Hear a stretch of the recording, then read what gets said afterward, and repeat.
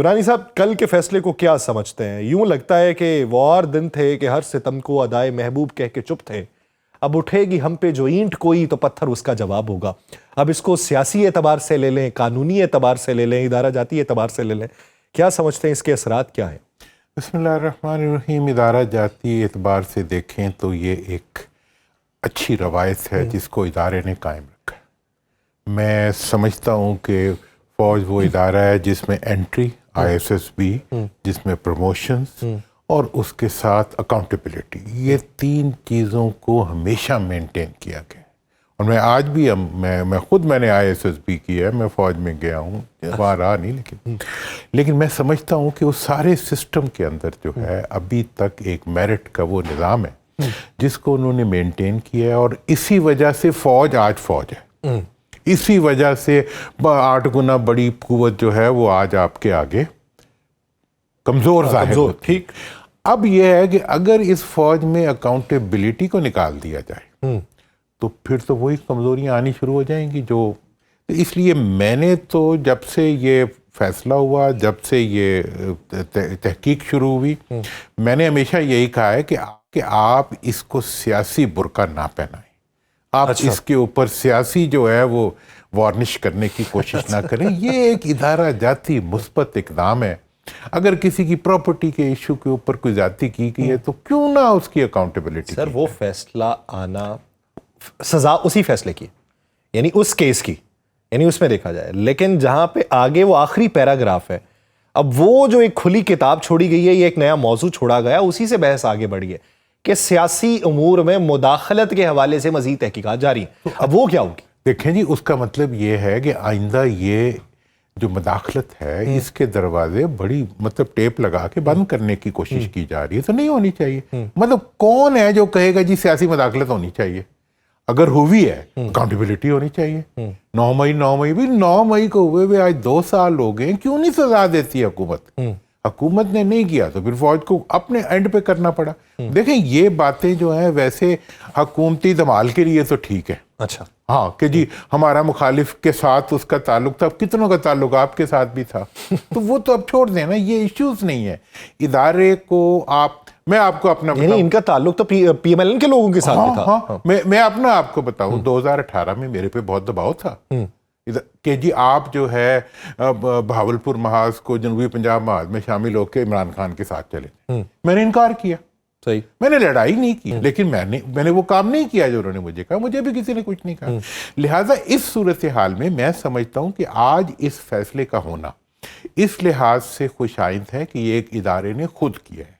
یہ وہ انصاف کا ایک اقدام ہے، اور جس کے بارے میں یہی غالب توقع ہوتی ہے کہ وہ صحیح ہوگا۔ اور ویسے بھی مجرم اور ملزم کے درمیان کا سفر جو ہے وہ عدالت کے علاوہ کوئی طے نہیں کر سکتا، یا اللہ کرتا ہے اور یا عدالت کرتی ہے۔ کسی فرد کے پاس یہ اختیار نہیں ہے کہ میں آپ کو ملزم کہوں یا آپ کو مجرم کہوں۔ یہ بات میں خان صاحب کو بھی کہتا، سائنے بھی کہتا ہوں کہ آپ اپنے سیاسی مخالفین کو ایکیوز تو کر سکتے ہیں لیکن انہیں مجرم نہیں کہہ سکتے۔ صحیح، یہی بات جو ہے یہ اب اس ادارے میں سے گزرنے کے بعد جو فیصلہ آیا وہ ٹھیک ہے، لیکن آئندہ کے لیے اس کو سیاسی طور پر جو سیاسی آخری بات کی گئی ہے وہ ایک جائز بات ہے کہ جی ابھی مزید تحقیق جاری ہے۔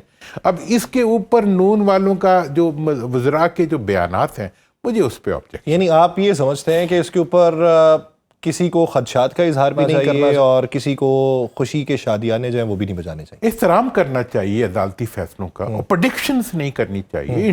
کہتے ہیں جی اس سے مراد یہ ہے، یہ رکھا گیا ہے تو اب اس کے نتیجے میں فلاں بندہ جب یہ اس کا آرڈر آیا تھا 2 اس میں پیراگراف تھے تو ہمارے اکثر دوست کہتے ہیں جی پہلا پیرا چھوڑ دیں دوسرا پیرا پڑھیں۔ بھائی دوسرا پیرا کیوں پڑھوں پہلے کو چھوڑ کے؟ بھائی ایک اچھا کام ہو رہا ہے، ایک ادارہ اپنی ادارہ جاتی ذمہ داری ادا کر رہا ہے، اس کی عزت کرو، ختم۔ اور اس میں سے سیاست کیوں نکالتے ہو؟ نہ نکالو۔ اور میں یہ آپ کو اب اگلی بات بتا دوں کہ اگر یہ اکاؤنٹیبلٹی کا عمل جو ہے ایک بڑی پرابلم ہو گئی ہے کہ سول میں یہ عمل جو ہے یہ ختم ہو گیا۔ اب تو 28ویں اور 26ویں اور 27ویں ترمیم کے بعد تو بالکل عدالتوں کو ہر طریقے سے ختم کر دیا گیا۔ ایسی صورتحال میں اب احتساب کا جو भाई एक DGISI का वो तो पहले भी होते रहे हैं, लेकिन ये तो कहते हैं पहली दफ़ा हुआ। मैं तो समझता हूँ जर्नैलों के एहतसाब जितने हुए हैं उतने तो कभी सियासतदानों के नहीं हुए। लेकिन सर कैद बामुशक्कत की सज़ा का होना और फिर गिरफ्तार होना, ये कितनी रिवायत है? देखो जी, ये नहीं होगी रिवायत, वो तो मैं चेक करके बता सकता हूँ, ठीक है जी। तो रवायात तो पढ़ती रहती हैं, गलतियाँ होती रहती हैं, रवायात पढ़ती रहती हैं, ठीक है जी। अभी ये तो अच्छी एक रिवायत का आप पता देना, ये गलती की बात ना करे सर इसमें। किसकी? ये वाला जो फैसला आया ये तो एक अच्छी रिवायत वाला अच्छा, मैं कह रहा हूँ अच्छी एग्जैक्टली मैं यही कह रहा हूँ कि फैसला जो है वो एक रवायत। हमने बुरी रिवायत का तसलसल देखा तो एक अच्छी रिवायत है। अच्छी, अब मैं तो ये कह रहा हूँ कि ये रवायत जो है आज पे भी अप्लाई होनी चाहिए, सही, और सिविल पे भी अप्लाई होनी चाहिए। मैंने आज तक पाकिस्तान के अंदर किसी बड़े डाकू को सजा मिलते हुए नहीं देखी।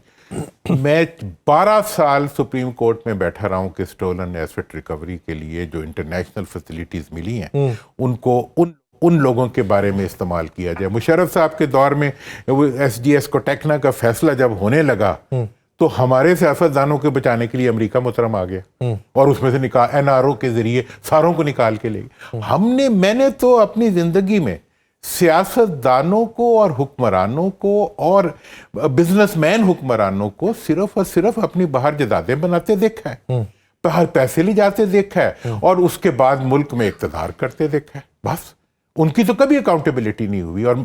और ये हमें कहा जाता है कि ये अकाउंटेबिलिटी कोई नहीं कर सकता। अल्लाह करे यहाँ हुई है तो मैं तो कह रहा हूँ आर का हाइब्रिड निज़ाम चल रहा है तो ये उधर भी चला जाए थोड़ी देर के तो उधर जाएगा, उधर की अकाउंटेबिलिटी के लिए भी चला। अच्छा, उधर जाएगा तो फिर आपकी नज़र में सफाया कितना होगा और आपको बाकी क्या दिखाई देगा? देखिए, मुझे तो ये नज़र आता है, बड़ी इंटरेस्टिंग चीज़ें हैं कि मेरिट के ऊपर जब कुछ प्लेसमेंट्स होती हैं तो वो तवक्को ये की जाती है उसके नज़र आज भी मेरिट पे आएंगे।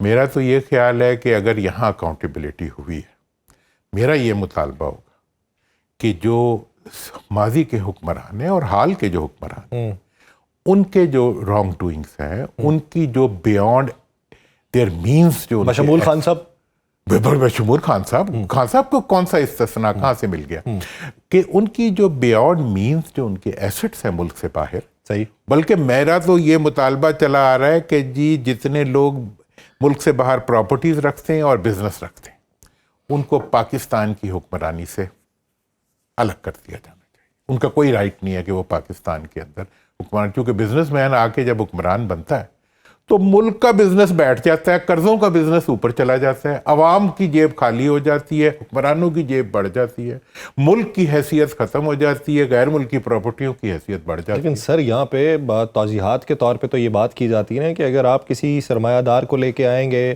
किसी बड़े बिजनेसमैन को लेके आएंगे तो पाकिस्तान का बिजनेस ग्रो करेगा। अगर आप किसी अनपढ़ को लेके आएंगे या ना तजर्बाकार को लेके आएंगे तो बिजनेस ग्रो नहीं करेगा। हमें तो तौजीह यही दी जाती रही हमेशा। वो उस सूरत में नहीं करेगा और उस सूरत में करेगा अगर उसे खौफ होगा, अगर उसके लिए कोई कानून ही नहीं होगा, अगर उसके लिए कोई राब्ता ही नहीं होगा। आज तक मुझे कोई जवाब कोई हुकूमत बता दे कि स्विस बैंक को एक खत लिखा है आपने कि हमारे पाकिस्तानियों के क्या क्या असासे आपके पास है, जबकि UN भी आपको इसकी इजाज़त देता है और स्विस जो लॉज हैं वो भी अब आपको इजाज़त देते हैं कि आप डिटेल ले सकते हैं। 2012 से सर डिटेल ही ले सकते हैं, पैसा तो वापस नहीं देंगे वो। देखें क्यों नहीं देंगे, आप डिटेल तो ले लें, हमें तो ठंड पड़ेगी कि पता तो चले केड़ा केड़ा चोर है। मतलब ये है आप वो इतना भी करने पे तैयार नहीं है। भाई चोर को इज्जत तो ना दो ना।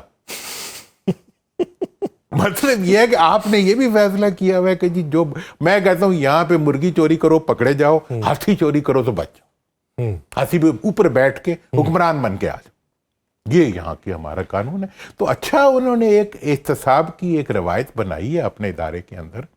अल्लाह करे पाकिस्तान के बाकी इदारों में भी ये रवायत। अच्छा चले सर